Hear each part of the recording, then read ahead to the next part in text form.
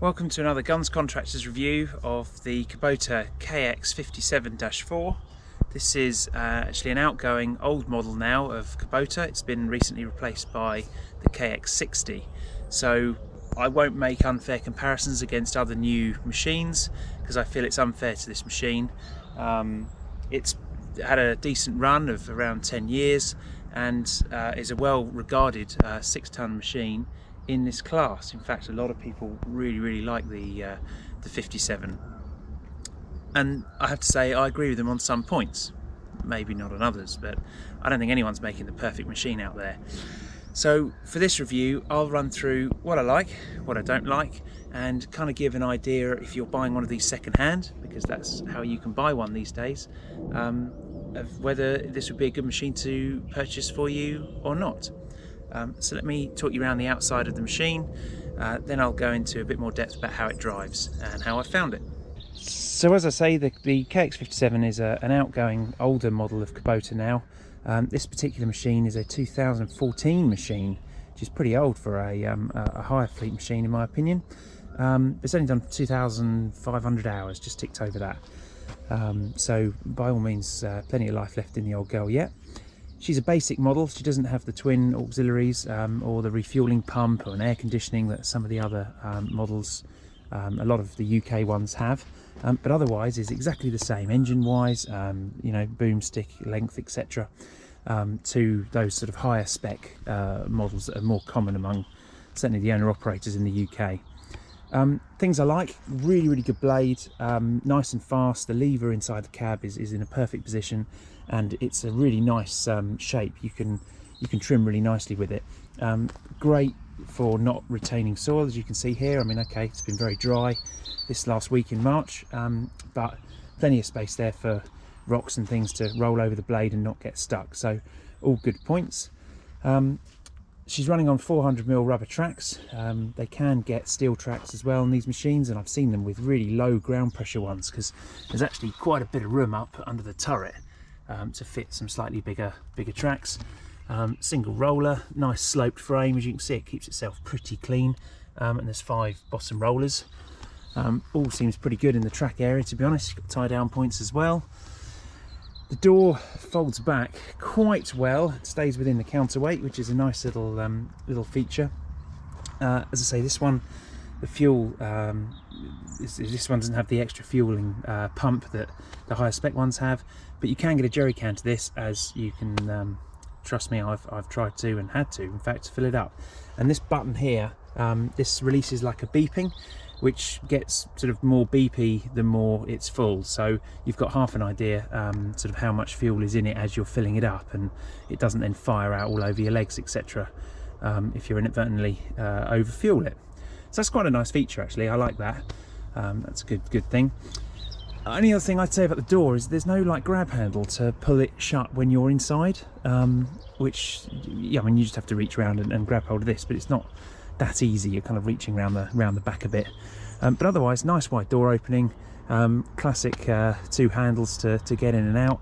I've had to fold the mirror back because that was like, when it really is in its sort of position here, you just keep hitting your head on it because that's exactly where you want to get in, and yeah, that really annoyed me actually, so had to modify the mirror position slightly. But these are all kind of small things really. I don't think any manufacturer has nailed that mirror position. Some of them are worse than others. This is one of the worst. Certainly not as bad as the Hitachi though. Come on, manufacturers, that needs to be somewhere else. I don't know how you're going to do it, but it doesn't work for me there. Just hit me head on it. Anyway, nice and easy to get into. Nice clean floor. You can sweep it out nice and easily. Nothing really to complain about here. Typical Kubota. It's a basic thing, but they get all the little basic details very right. Counterweight on the back sticks out over the rear of the machine, and you've got the engine bay hood here, which opens up to reveal it's a 2.6 litre 46 horsepower unit, Kubota engine.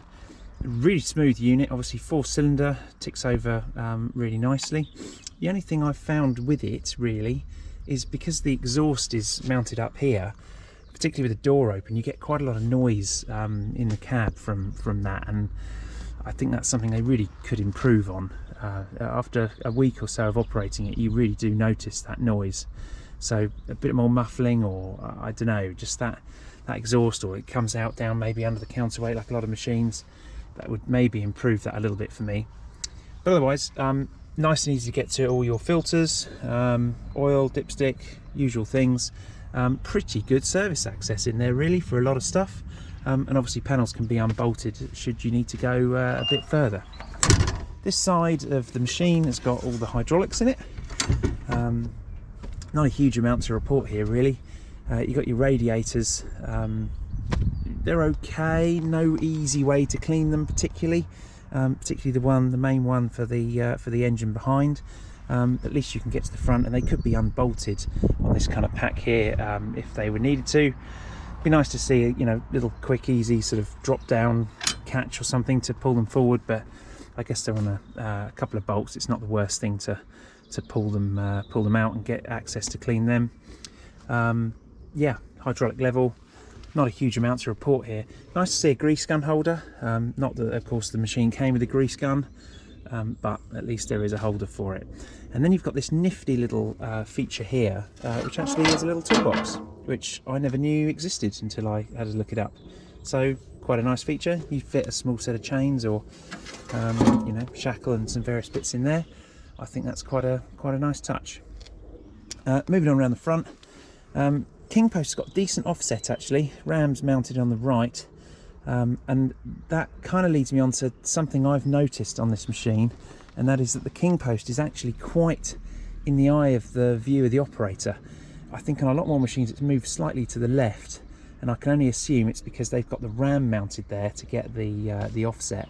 So I spent a bit of my time sort of looking round the boom a little bit, but it's small. These are all small sort of details, but pretty sure that's the reason why. I don't think there's much in it, but I bet there's 4 inches, 100 mil, you know, 150 mil, something like that, of kind of this boom being offset this way a little bit, which it'd be nice if it was further out of my vision really, and you were looking down the side of the arm. Otherwise, the digging end on this is pretty much exceptional. Good old Kubota. They really have nailed these digging ends, and bucket rotation is really good. This one's got a Miller quick hitch on it, obviously hydraulic. Not my machine. I certainly wouldn't have the hoses routed like this, etc., rubbing as they are, but I think that, you know, there is room to do a better job than that. It's just somebody hasn't really. Otherwise, hose routing is very, very good. Nice and tight to the machine. You're working the trees and things, there isn't a huge amount to catch there, and that's really good to see. This machine comes with a single auxiliary. You can get them with double, as I say, on the high spec ones. This one's single. It runs off a little roller in the cab, which on the lever, which is really nice to see, and gives 75 litres a minute, which isn't bad, to the end of the dipper. Not the biggest pipe work, I have to say, for things, or maybe it's just the fittings on the end. I think if you're running a flail, you'd probably want a bigger return drain for me, but it obviously puts out, as I say, the 75 litres, so it must do it. Really, not a huge amount more to mention on the external. We'll jump up in the cab and talk you through what it's like in here. So inside the cab, it's typical Kubota really. Simple and functional is very much the order of the day for these guys, and can't complain a huge amount about it. When you compare it against modern machines, it feels a little bit dated, and it's a bit sort of simple and cheapy plastics, etc. But I'm no doubt they've addressed all that in the new model revision that they've brought out this year, or just about late last year. So a lot of Kubota users will be very familiar with how this is laid out. You've got the standard screen down here, gives you the time, always very important to know when the next tea break is. Got a few vents, obviously someone's picked the things out of them, that's typical hire machine. Plenty to the screen, and some down for your feet as well, to keep your feet warm. Cup holder, well, we like a cup holder, don't we? So finally we've got a machine that actually has a cup holder. Holds a cup really well as well. It's not a bad place. If you put a bottle in it though, this lever interferes, it hits the top of the sort of 2 litre bottle. So I'm still thinking we could improve the cup holder a little bit, Kubota, but we do at least have a cup holder. Here's your roller for your auxiliary. Nice to see that standard even on the more basic machine that this is. This dozer lever is absolutely lovely, just the right length, just the right place. You can grab it, you've got your quick track on the top, really works well, nice throw to it, bit of feel. It's a beautifully sprung unit. I really like that dozer lever. Key ignition, your throttle is an electronic unit here. Obviously it's got auto idle, which you should expect on a machine like this. And then the switches are really quite naff. They always are in these Kubotas. I don't know who designs these switches, but they are pretty rubbish. I'm sure that would be a low-cost item to improve the feel of things. And then this whole sort of unit's very kind of wobbly, but you know, it's a digger at the end of the day, I guess. You have got bare wires showing in the cab. You know, it's not all that well finished, but this sort of era of Kubota aren't really.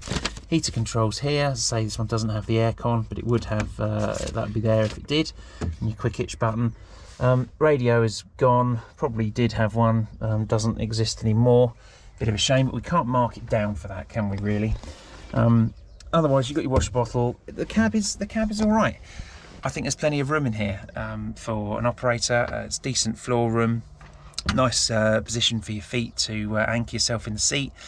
I have found the seat to be a little bit uncomfortable.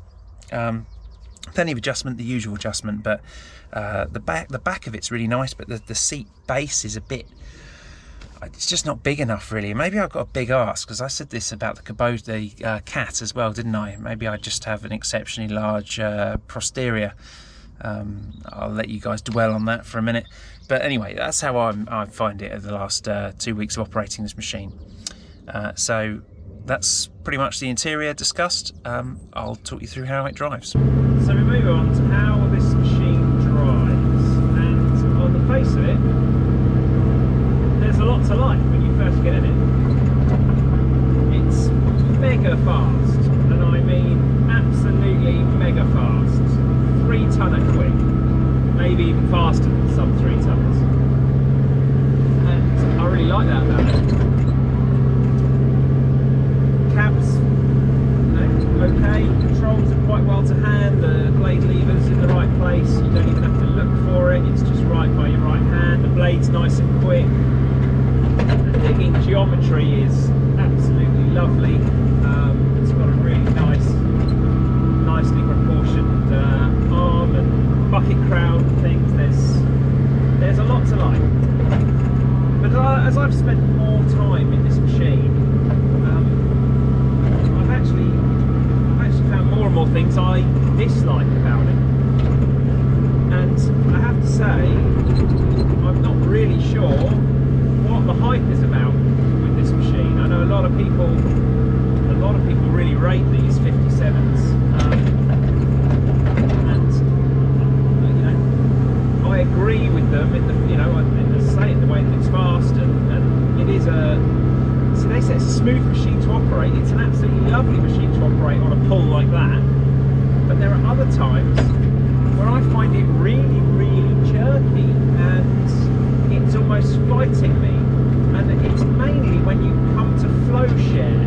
So if you just slew around, and you know, that's absolutely fine, it's alright, but if you're trying to slew and do other functions, particularly when it comes to booming up, etc., even with all the revs on, and in fact increasing the revs makes this factor worse, I find, because it just becomes even faster, and at even faster speeds you get even more jerkiness. You can claim that's my bad driving all day long, no worries guys, but I'm not the world's worst driver, I'm certainly not the world's best, but this machine has got horrible hydraulic knocks when you do a bit of tracking, you want to move the boom around, and it'll do it, but then there are times where, look, something releases itself as soon as you slightly come off the tracking pedals. It's fierce about it, and I just haven't had that from any other machine. You know, they either slow down because you're trying to do too much and you think, well, fair enough, but this thing, it tries to do it and then sort of fights you, bites you about it. It just did it again there. I just find it quite frustrating because the speed it moves at gives you the confidence that it can do it, and you want to start tracking and moving, and you think, oh yeah, I can get into this, you get a really good flow on, and then it's knocking you again. I don't know, I just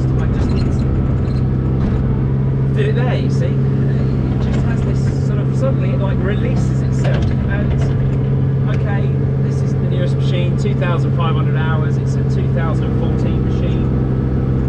It's the basic spec. Not that it makes any difference to the hydraulic pumps and things that they use in it. It just means it doesn't have aircon and twin lines down the dipper and a fancy fueling up system.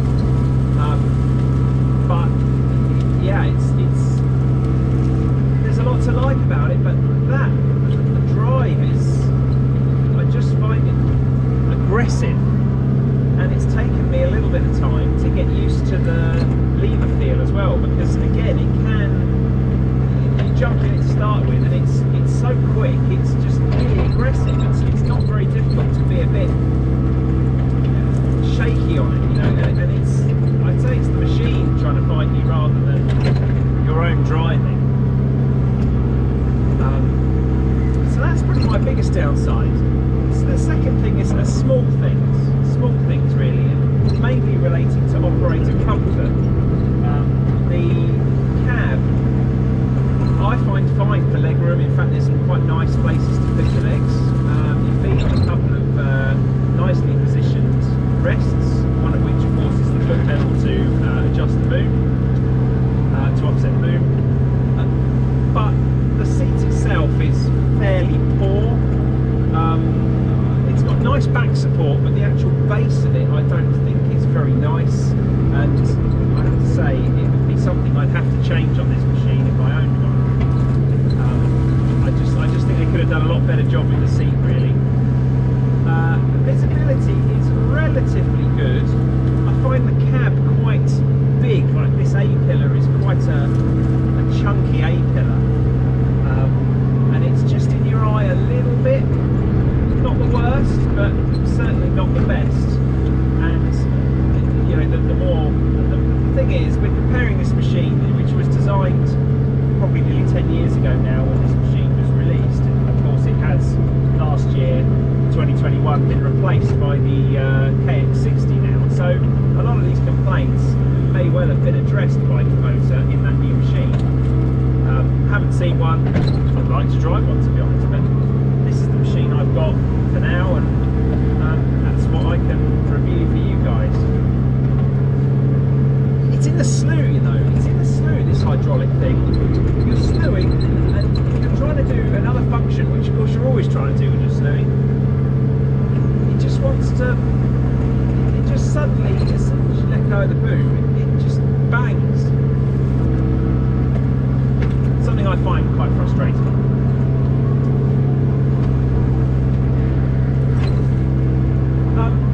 So yeah, you know, the cab's all right. Track pedals are very usable actually. I think they're in quite a good position. No problem with that. Windows open nice and wide. All of that's quite good.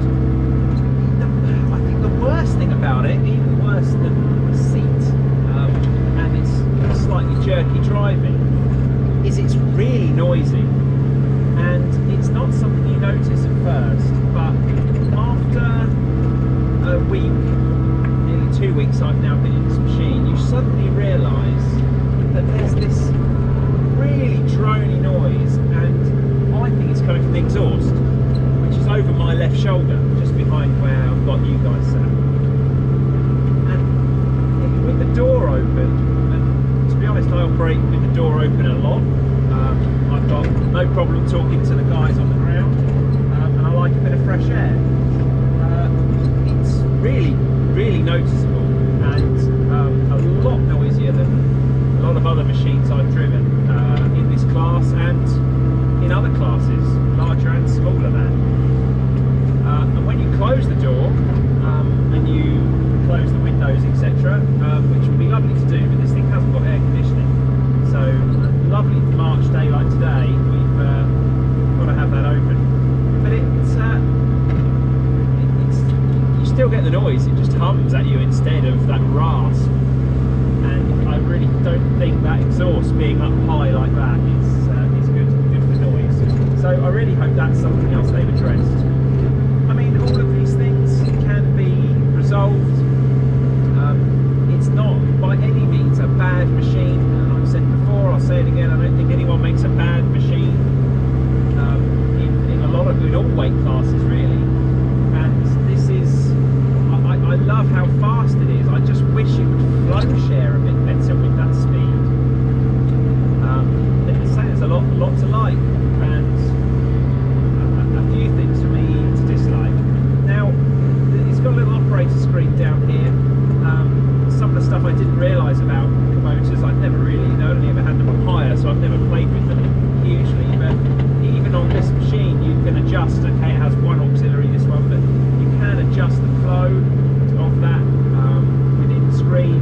I've got a little thumb roller here. You know, that's pretty good spec for 2014. It's a fair long time ago that now, you know, 8 years.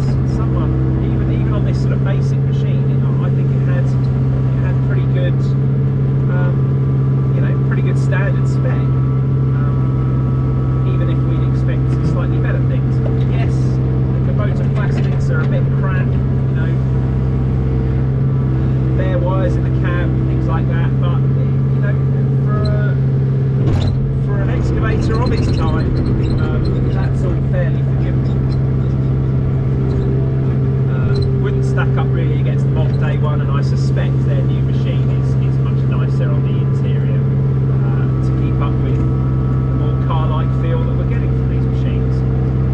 But you'd be buying one of these now in the second-hand market. You can't buy one new anymore. You want to know, is this going to be a good machine, a reliable machine for me, you know, to own for the next however long? And yes, the things I'm talking about here really are niggles. You know, I've got to pick some differentiators between these machines for you and try and give you an honest feel of how they are. And the seat isn't the best, but it's not horrendous. The noise is probably the worst thing, really. Maybe very closely followed by the jerkiness of the driving, which you can get over by not trying to do so much with it at once. Maybe I'm asking more of it than it wants to give me. But it's by no means a bad machine, and Kubota, of course, with the resale value and their renowned reliability. You know, there's not a lot of electronics in this machine to go wrong. You know, we're thinking longer term here.